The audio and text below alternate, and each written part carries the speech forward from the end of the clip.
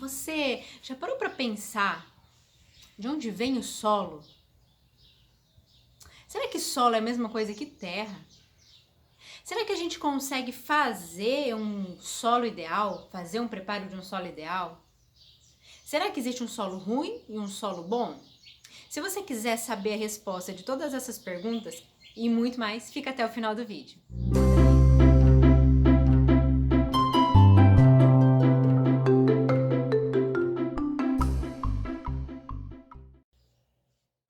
Oiê, aqui é a Larissa Ribeiro, engenheira agrônoma e paisagista. E antes de começar o assunto desse vídeo, eu quero desejar a você um 2021 cheio de saúde, paz, realizações, que seja um ano que traga muitas felicidades e força, um vigor novo para todos nós, tá? Primeiro vídeo do ano e eu quero já adiantar que esse ano nós teremos aulas por aqui. Isso mesmo, aulas. Eu vou trazer conteúdos mais profundos para que você que está aí do outro lado entenda o porquê de cada coisa, especialmente você que é paisagista, que é jardineiro, que é jardinista, enfim, vocês que trabalham com essa área vão poder consultar, vão poder ter acesso a informações muito ricas e profundas para saber o que fazer, como fazer, tomar as decisões, tá? Primeiro vídeo do ano e eu fiquei pensando no assunto, que tema que eu traria para você e pensei em começar do início, do solo, de onde tudo surge. Pessoal, solo é um material formado muito lentamente pela natureza e demora 400 anos para formar 1 centímetro. Isso mesmo, 400 anos para formar 1 centímetro. Pensa só, é quase uma pedra preciosa, né, gente? 400 anos de 1 centímetro, a gente tem que cuidar muito bem dele. E de onde vem o solo? De onde começa esse processo de formação? Bom, vem cá, tô gravando no quintal. Vai ter barulho de vez em quando. O solo, ele é formado a partir de rochas vulcânicas. O que é isso? Sabe aquela lava, aquele magma que derrama dos vulcões? Aquele vermelho que vai indo, depois ele solidifica e aquilo vira uma rocha, tá? É a partir daquilo que é formado o solo. Com o tempo, ação do vento, animais, chuva, do homem, né? Essas partículas grandes de rocha, elas vão diminuindo de tamanho até chegar ao ponto daquilo que a gente enxerga na camada de cima da Terra. Um outro material muito importante é o... Existem muitas cores de solo, muitas. Eu vou deixar aqui uma paleta de cores de solo para vocês verem, tá? Mas basicamente a gente tende a ter 3 cores. E é importante considerar porque cada uma delas indica pra gente uma coisa. Nós temos os solos mais amarelados, nós temos os solos mais avermelhados e nós temos os solos mais escuros, aqueles que tendem a ser mais pretos, tá? Quanto mais escuro um solo, mais rico em matéria orgânica aquele solo é. E o que é matéria orgânica? Matéria orgânica é o alimento das plantas, é daquilo que as plantas se nutrem, que crescem, que se desenvolvem, tá? Quanto mais rico, quanto mais escuro, mais forte serão as suas plantas, tá bom? Então, quanto mais claros, logo, quanto mais tender ao amarelo o seu solo, menos fértil ele tende a ser, tá bom? E solos vermelhos, eles indicam uma concentração mais alta em ferro, mas para nós, em termos de jardins, nós precisamos de solo, em geral, bem nutridos. Então, solos escuros, eles são, em potencial, melhores para o desenvolvimento das nossas plantas, beleza? Eu vou ressaltar aqui também que existe um tipo de solo que ele é mais acinzentado e pode dar uma confusão. Eu não sei de onde você é, mas solos de mangues, de lugares mais alagados, a água acaba lavando, levando a matéria orgânica lá para o fundo e ela vai se perdendo. Então ele fica mais cinza. E esse cinza não significa alta concentração de matéria orgânica, não significa que aquele solo ali tá ótimo não, tá? Ele perdeu e aí ele ficou mais acinzentado, mas isso por condição de alagamentos. Além das cores, existem outras 2 características que são muito importantes, que são textura e porosidade. Elas estão ligadas uma à outra, tá? Tem solo que você vai pegar na mão, que você vai passar e que você vai ver que ele é bem fininho. Tem alguns que você vai passar na mão e vai ver que é um pouco mais grosso. Eu vou considerar basicamente 3 tipos de textura, tá? Que a gente avalia aqui para jardins. Os solos arenosos vem de areia. Solos argilosos vem de argila.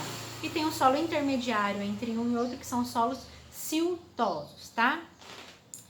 Vamos pensar em uma areia de construção, que todo mundo conhece. Quando a gente pega, a textura é bem áspera, né? Ela é bem grossa. Quando eu digo de solo, solo arenoso, eu não estou dizendo de areia pura, tá? Aquela areia de mar, aquela areia amarela que a gente vê, mas da textura, do tamanho dos grãos, tá bom? Existem solos arenosos, e solos arenosos têm a vantagem de não acontecer encharcamentos, mesmo em condições de chuva intensa. É muito difícil acontecer um alagamento num solo arenoso, por quê? Vamos pensar aqui, ó, que a gente tem as partículas, tá? Desse tamanho aqui. Use fé, tá? Use imaginação. Se a gente tem uma partícula, um grãozinho perto do outro, grandes, o que a gente vai ter entre um grão e outro? Um poro grande, tá bom? Se a gente tem o solo argiloso, agora imagina que seja bem pequenininho. Fé, gente, faz de conta que você está enxergando aqui, pequenininho. E aí elas são uma muito perto da outra. O que a gente vai ter entre um grão e outro de argila? Um poro pequenininho. Então volta lá. A gente tem solos arenosos com partículas grandes. Então o que acontece? Quando a água cai, a água da chuva, a água da irrigação cai ali, ou a água vai escorrer para o fundo muito rápido, ou se a temperatura estiver muito alta, a água vai cair, ela vai evaporar com facilidade, os poros são grandes, são fáceis de sair. Agora, em um solo argiloso, onde as partículas, os grãozinhos são muito pequenininhos, os poros são mais fechados, quando a água da chuva ela entra, ela tem um pouco mais de dificuldade de entrar, ela também retém a água por mais tempo, porque mesmo a temperatura estando alta, ela tem um pouco mais de dificuldade, a água tem uma adesão ali, a coesão e a adesão vai fazer com que ela fique mais presa entre os grãos, então vai ser mais difícil de sair, tá? E também um pouco mais difícil de ir para a profundidade, de percolar ali, de descer para o fundo do solo. Faz com que os solos argilosos eles retenham água por mais tempo. Isso é bom? Depende. Se você não molha suas plantas, um solo argiloso talvez seja mais adequado. Se você molha muito as suas plantas, a tendência de você manter uma umidade frequente ali para apodrecer raízes das plantas também. Então é preciso dosar. Dá para trabalhar em todos os tipos de solo, explorando o potencial máximo que cada solo pode oferecer, tá? Só que a gente precisa considerar que isso existe para conseguir articular. Para a gente ter precisão para saber qual é a textura, a porcentagem da porosidade daquele solo, só uma análise laboratorial.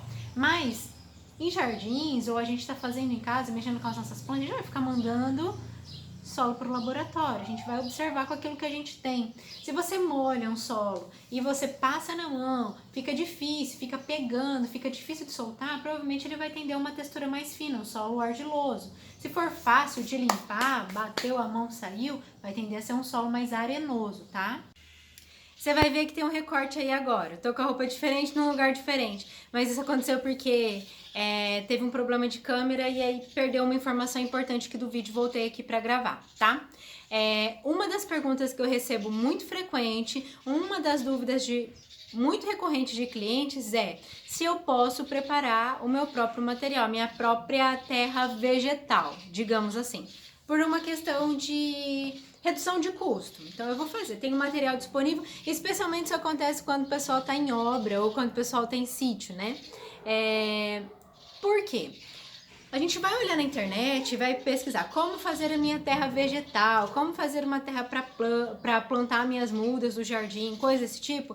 E, via de regra, a gente vai encontrar uma receita pronta e única, em que ela fala para nós que a gente deve misturar os 3 tipos de materiais na proporção de 1 para 1 para 1. O que significa isso? Em que a gente vai pegar um tanto de areia essa de construção, aquela areia amarela, 1/3 de terra, não especifica qual o tipo de terra. Se você está numa obra, por exemplo, quando vai se aterrar um jardim, ou quando vai tirar a terra, jardim não, quando vai se aterrar um terreno, ou tirar uma terra do terreno para nivelar, em geral a terra é aquela terra vermelha, né? A terra, aquela que compacta bem, que cola, assenta, de uma textura mais fina.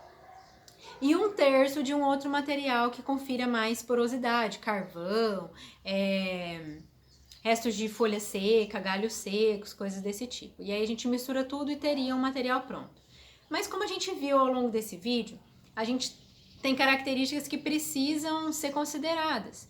Quando a gente vai pensar na areia para misturar e fazer um produto desse, a areia tem baixíssima concentração de nutrientes, ela é muito pobre, não tem fertilidade.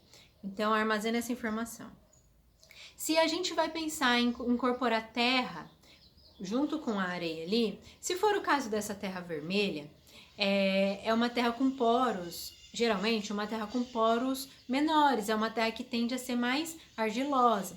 Aí a gente pensa, não, se eu vou misturar um material mais argiloso, um material mais arenoso, a gente vai ter ali um equilíbrio mais ou menos, um equilíbrio aproximado em relação à porosidade. Sim, vai ter. Só que o que acontece? Você misturou uma terra vermelha, que é pobre nutricionalmente, lembra que eu falei ao longo do vídeo, alguns minutos atrás, que a terra, quanto mais escura, mais matéria orgânica, mais nutriente, mais fértil ela é. Você não está misturando uma terra escura, você está misturando uma terra vermelha, aquele barrão vermelho, com areia que é muito pobre em nutrientes. Então você vai ter características de porosidade, ok, para a maioria das plantas, mas baixa concentração de nutrientes. Quando a gente está falando de terra vermelha, aquela terra ainda pode ser corrigida em relação à fertilidade. A gente pode incorporar matéria orgânica, adubo, esterco, compostagem, algumas coisas ali para melhorar, porque ela vai conseguir reter os nutrientes. A gente vai fazer um vídeo melhor, tá? Falando só sobre fertilidade de solo, adubos, adubações. Mas agora vamos nos concentrar aqui nessas informações que a gente vai ter. A gente pode corrigir essa parte dessa terra vermelha, só que a areia, ela tem uma baixa capacidade de retenção de nutrientes, tá bom? Então a gente vai, mesmo que a gente incorpore matéria orgânica, a chance dessa terra ficar fértil, ficar realmente boa é baixa. Outro ponto, aquele outro 1/3 de outro material, carvão, palha seca, restos de galho e tal, vai ser incorporado e com o tempo, o material, quando é material de origem vegetal, ele vai se transformar em adubo para suas plantas. Só que a ideia ali é que o material que venha, ele já seja todo decomposto, ele já tenha passado, não pode ser verde, não pode ser um material que vai passar por um processo de decomposição. E o que eu vejo muito e que tem que se tomar cuidado é as pessoas falando pra mim assim, Larissa, não, mas meu pai tem sítio, meu sogro tem sítio, não sei quem tem sítio, eu vou lá buscar e eu vou pôr esterco, porque esterco é muito bom pra planta. Não, nem sempre. O esterco ele tem que estar decomposto, ele não pode ser verde, não pode ser o cocô da vaca, do boi que saiu lá e que tá ainda daquele jeito, né? Ele já tem que estar com uma textura muito fina, como se fosse uma terra vegetal mesmo. Não pode ter cheiro, não pode estar esquentando, já tem que ter passado por todo um processo de ação de fungos, bactérias, para decompor aquele material e aí sim aquilo ali é rico em nutriente e a gente vai poder incorporar como um adubo, tá bom? Tem muitas pessoas que acabam querendo economizar e além, assim, se não estiver muito ali na mão, gente, estiver muito pronto, se você tiver que se deslocar longe, pegar esse material, trazer para sua casa, montar, se não for uma questão de hobby, de gostar de fazer disso, já começa a ficar tudo muito mais caro, né? O tempo que vai levar e etc, enfim. Mas o que acontece? Todo material, esse terceiro material que você vai incorporar ali, nessas receitas o intuito é conferir porosidade para ficar mais drenado e o intuito não é esse, mas depois de um tempo esse material ele acaba se transformando em nutrientes para suas plantas, tá? Depois de passar pelo processo de decomposição, são nutrientes para suas plantas. Casos de estercos, de materiais que ainda estão verdes, eles ainda vão passar, mesmo depois que você misturar tudo, eles vão passar por um processo de decomposição.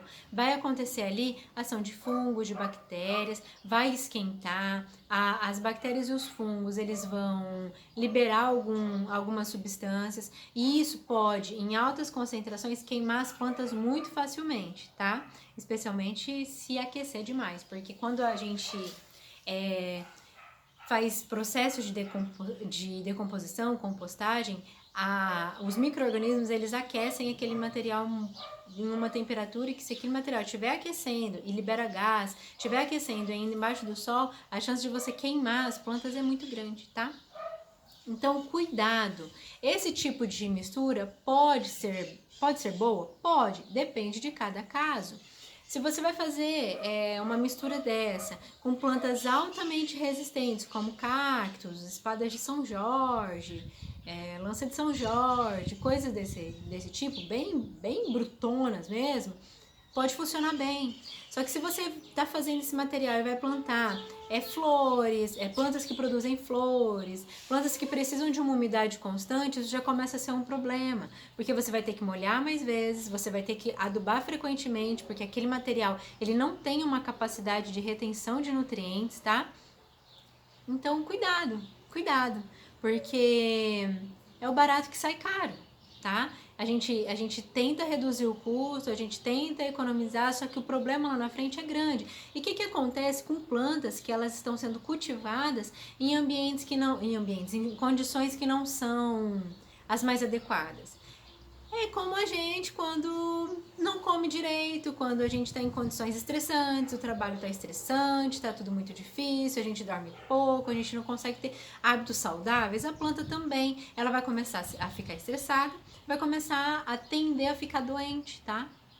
Com frequência. Aí, dessa economia, aí você fez essa economia, mas além de estar tendo que molhar com mais frequência, porque o solo ficou muito poroso, e você vai começar a ter que gastar com controle de doenças, de pragas, de doenças, tá bom? E a adubação vai ter que ser frequente. Então, cuidado, pode funcionar, mas tem que avaliar cada caso.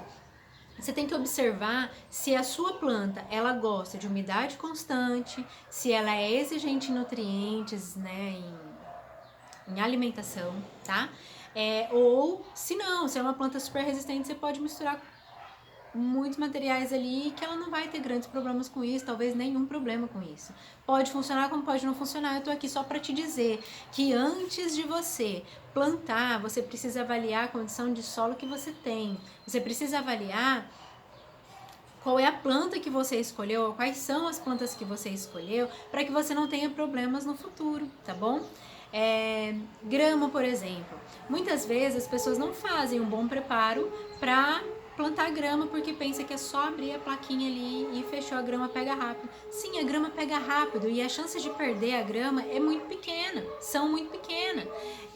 Mas o que acontece? Se a gente pega terra sem procedência de qualquer lugar e já planta em cima, a grama ela vai demorar um pouquinho mais para enraizar e ela tende a ficar um pouco mais fraca, um pouco mais falhada, mais amarelada.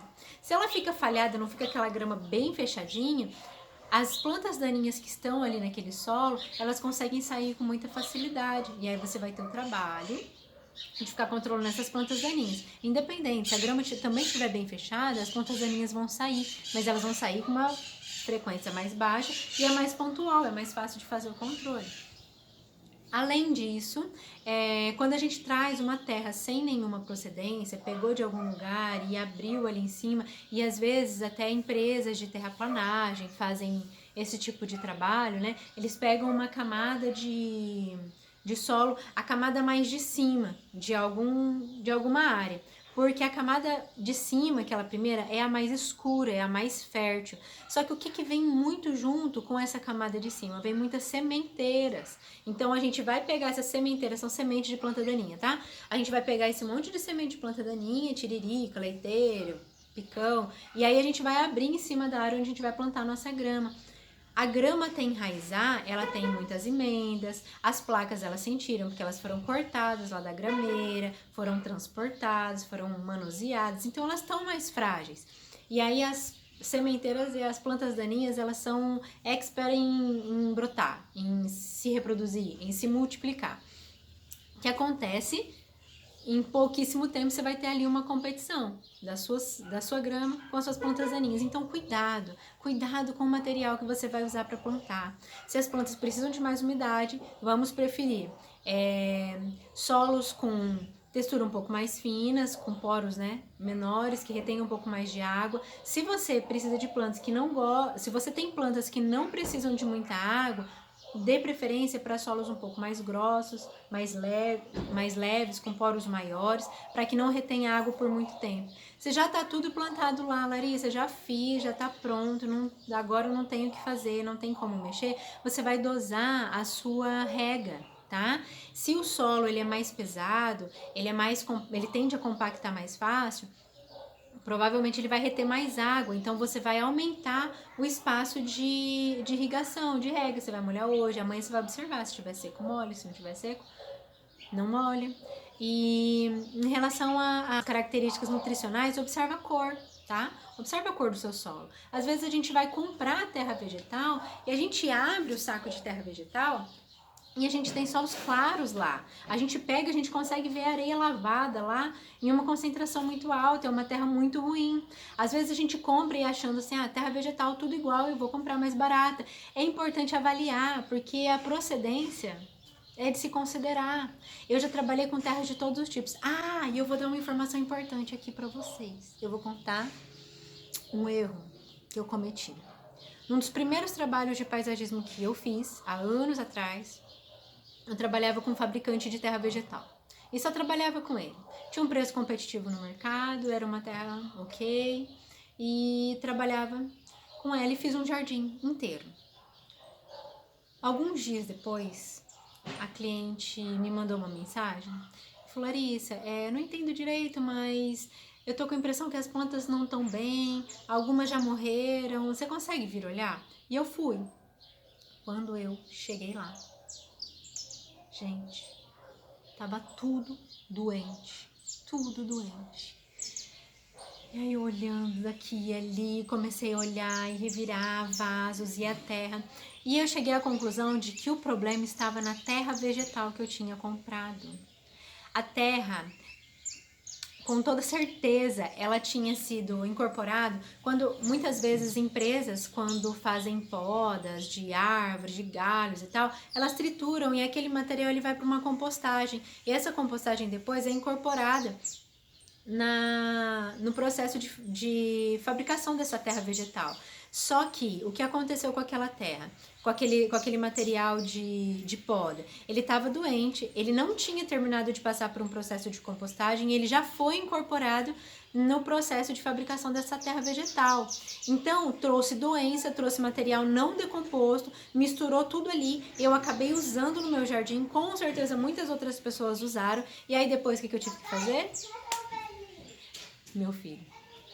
Eu tive que trocar muitas plantas, eu perdi muitas plantas, eu tive que refazer o jardim para cliente, porque embora o erro eu não tivesse conseguido perceber o erro ali, porque não dava para ver. Você abre a terra, não dá para ver, a não ser se ela tenha cheiro, tá? Se é a terra vegetal, que você abriu o saco, sentiu um cheiro forte, não é para ter cheiro nenhum, tá? É para ter cheiro de terra, não é para ter cheiro forte, não é para estar quente nem nada. Eu não consegui perceber ali naquele momento que o material que eu estava usando, ele tinha problema, só dava para ver depois. Mas se você observar sinais, pôs a mão, se o saco de terra não estiver no sol, mas você pôs a mão ali dentro, tava na sombra, tá quente, você abriu, tá com cheiro, não usa.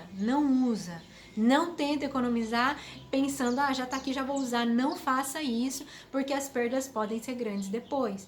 Você que trabalha com paisagismo, jardinagem, você vai perder mão de obra, você vai perder tempo que você poderia estar atendendo outros clientes, fazendo outras coisas, você vai perder muito material, então cuidado, use uma terra de boa procedência. A terra vegetal, ela costuma ser intermediária e boa para a maioria das plantas, é uma terra com uma boa porosidade, uma terra leve e uma terra que retém uma boa umidade, basta só a gente ajustar a rega, tá? Os intervalos. E aí, dependendo de cada planta que você vai cultivar, você vai usar um material. Eu vou aqui na sequência colocar para vocês alguns exemplos de materiais que a gente tem lá no viveiro, para que você entenda do que eu estou falando. Vamos começar pela terra vegetal. Terra vegetal é essa que você está vendo aí na foto. É um material escuro, leve quando seco, tá?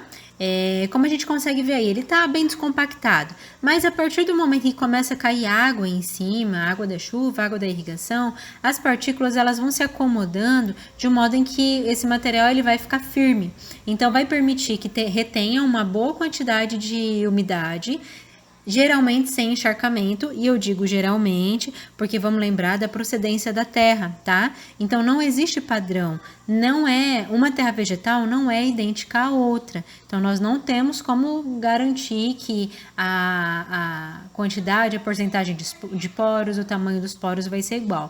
Mas, em geral, é um material que retém uma boa umidade, muito fértil e leva muito tempo para chegar à compactação, ok? Um outro material muito importante é o substrato.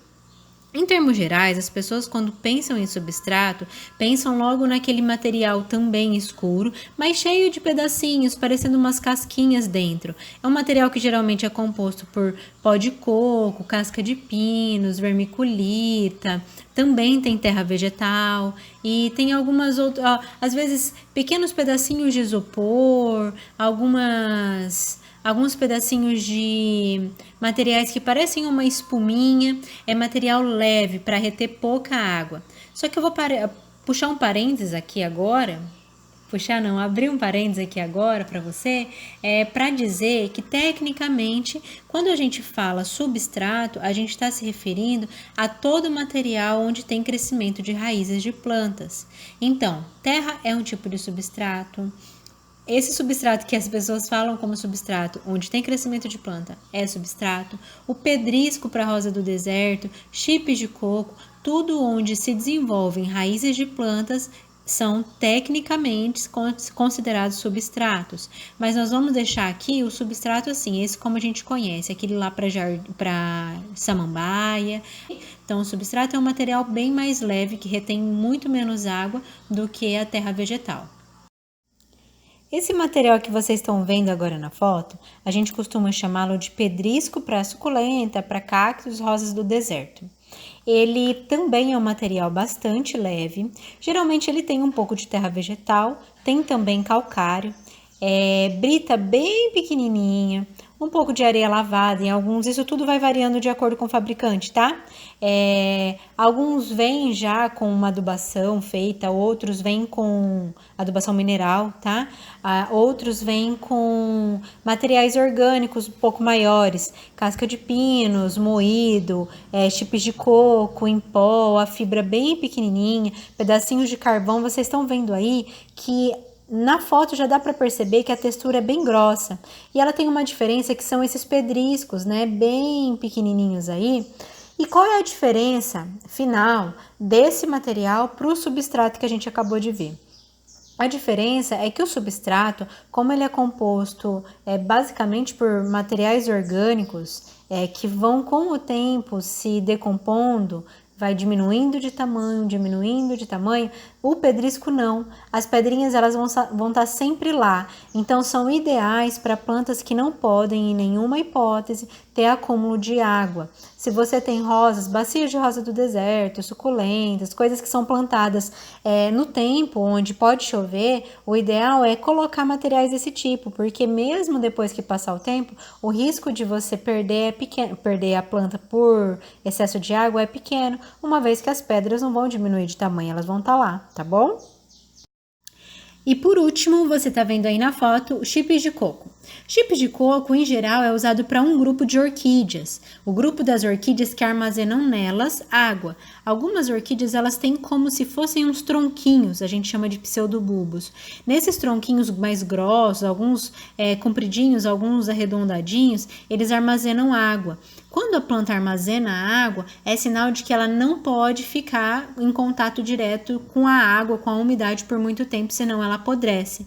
Então, a gente usa esse material para alguns tipos de planta que precisam secar muito rapidamente, tá? É um material que não tem uma riqueza, uma concentração em nutrientes muito grande, é simplesmente para que a planta desenvolva a raiz. Mas no caso das orquídeas, a absorção dos nutrientes, a alimentação delas não acontece como via principal ali pelas raízes, tá? Então, gente, acho que é isso. Terra vegetal, substrato, pedrisco, composições... essas coisas todas são para serem avaliadas. Se você vai fazer um jardim, tem uma área lá, dá uma olhada, pensa no preparo. Se você trabalha com jardins, avalie cores, a compactação, se é poroso, pega a terra, põe a mão, amassa e tal. Espero ter ajudado você. E é isso, vamos junto?